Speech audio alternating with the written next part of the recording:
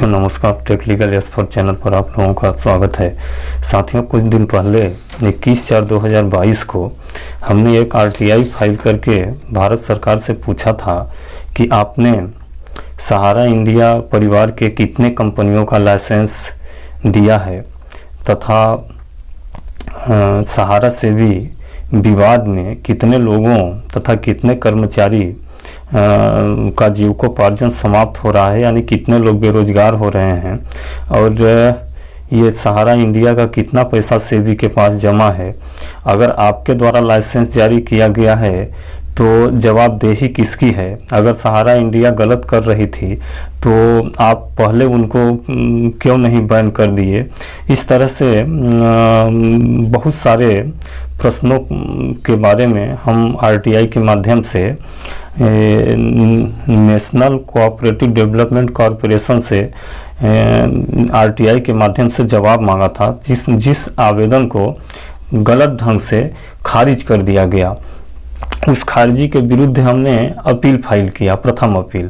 तो प्रथम अपील को भी खारिज कर दिया गया है और यह कहा गया है कि जो लोक सूचना अधिकारी जवाब दिए हैं, जो निराकरण किए हैं, उन्होंने आवेदन को खारिज नहीं किया है बल्कि रिटर्न किया है। आप संबंधित विभाग के पास अपना पुनः फ्रेश आवेदन लगाएं, आपके आवेदन का जवाब दिया जाएगा। यह कहते हुए जो लोक सूचना अधिकारी का आदेश था उस आदेश को बरकरार रखा है और हमारे प्रथम अपील को खारिज कर दिया गया है।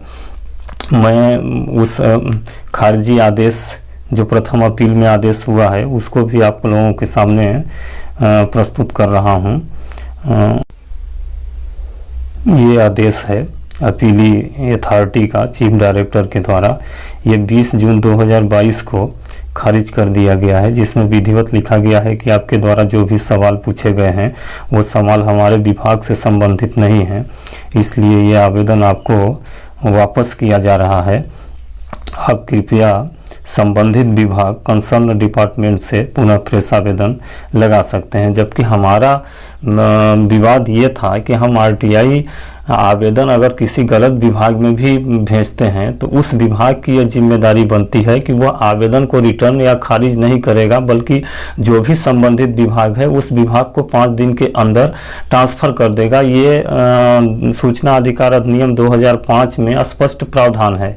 इसी प्रावधान के तहत हमने प्रथम अपील किया था, लेकिन प्रथम अपील को भी खारिज कर दिया गया है। और खारिज करने का मेन कारण क्या है कि ये कहावत है कि समर्थ को नहीं दोष गोसाई। तो अब सरकार के पास संपूर्ण पावर है, संपूर्ण शक्ति है, इसलिए नियम विरुद्ध रूप से आवेदन को खारिज कर दिया गया है। और ये जवाब देने से बचना चाहती है सरकार, क्योंकि इसमें काफ़ी लोगों का इंटरेस्ट जुड़ा हुआ है। लगभग देश के प्रत्येक राज्यों में सहारा के ब्रांचेज हैं और प्रत्येक ब्रांचेजों में लाखों लोग पैसा निवेश किए हैं, इन्वेस्ट किए हैं। और उन ब्रांचेजों से हजारों कर्मचारी, हजारों एजेंटों का भी जीविकोपार्जन का स्रोत, उसी से उनका परिवार भी चलता है। ये सारे प्रश्न हमने पूछे थे। तो यह प्रश्न चूंकि अहम है, अहम के साथ साथ एक जिम्मेदारी भी हम दे दिए थे, मांग लिए थे कि जितने लोग बेरोजगार हो रहे हैं उनके रोजगार के लिए सरकार क्या प्रयास करेगी, उनको रोजगार कैसे मुहैया कराएगी, तथा अगर मान लीजिए सहारा दिवालिया हो जाती है तो इन्वेस्टरों का पैसा का क्या होगा। चूंकि लाइसेंस गवर्नमेंट के द्वारा जारी किया गया है, अगर लाइसेंस गवर्नमेंट के द्वारा जारी किया गया है तो ये गवर्नमेंट की पूर्ण जिम्मेदारी बनती है कि जिस संस्था को हम जिस कार्य के लिए लाइसेंस दिए हैं वह उस पर सुचारू रूप से खरा उतरे। अगर सुचारू रूप से खरा नहीं उतरती है, कोई क्षति कारित करती है, तो उस क्षति की भरपाई करने की जिम्मेदारी भी भारत सरकार की होती है। इस तरह से हमने उसमें जवाबदेही तय किया था कि इस आखिर ये जो भी कृत्य हो रहा है, 10-12 साल से निवेशकों का भुगतान नहीं हो रहा है, तो इसमें जवाबदेही क्या सरकार की बनती है या नहीं बनती है। तो इस प्रश्न के, इस जटिल प्रश्न का उत्तर देने से सरकार बचना चाहती है, इसलिए हमारे प्रथम अपील को भी खारिज किया गया, हमारे आवेदन को भी खारिज किया गया। अब अगर आप लोगों का राय हो तो बताइए, हम द्वितीय अपील भी प्रस्तुत करेंगे, लेकिन द्वितीय अपील में भी हमको पूर्ण आशा है कि हमको सफलता नहीं मिलेगी, क्योंकि अगर आपकी लड़ाई किसी व्यक्ति से है, किसी पर्सन से है, तो आप शायद जीत सकते हैं, लेकिन अगर आपकी लड़ाई खुद सरकार से है तो आपको जीतना नामुमकिन प्रतीत होता है। इसलिए अब हम सोच रहे हैं कि अब हम द्वितीय अपील नहीं करेंगे, अब हम पुनः फ्रेश आवेदन कंसर्न डिपार्टमेंट, जो संबंधित डिपार्टमेंट है, उस डिपार्टमेंट में लगाएंगे। अगर आपकी राय हो तो कृपया आप लोग बताएं कि क्या मैं इन प्रश्नों का पुनः आरटीआई के माध्यम से जवाब सरकार से मांगे या न मांगे। कृपया कमेंट बॉक्स में आप यस या नो लिख के हमें हमारा आत्मबल बढ़ाएं, जिससे हम पुनः आरटीआई प्रस्तुत कर सकें।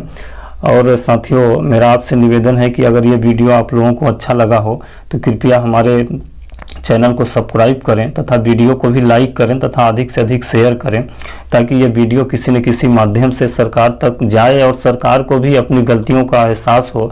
और हमारे इन्वेस्टर जो बेचारे 9-10 साल से इधर उधर भटक रहे हैं, अपना गाढ़ी कमाई लगा के आज पेमेंट लेने के लिए दर दर की ठोकरें खा रहे हैं, उनका तत्काल भुगतान हो तथा लाखों कार्यकर्ता जो हैं, एजेंट जो हैं, उनका कमीशन नहीं मिला है, उनका जीविकोपार्जन का स्रोत सिर्फ सहारा इंडिया था, उसी से उनके परिवार का भरण पोषण होता था, उनका भी एक सुचारू रूप से भरण पोषण होना चालू हो जाए।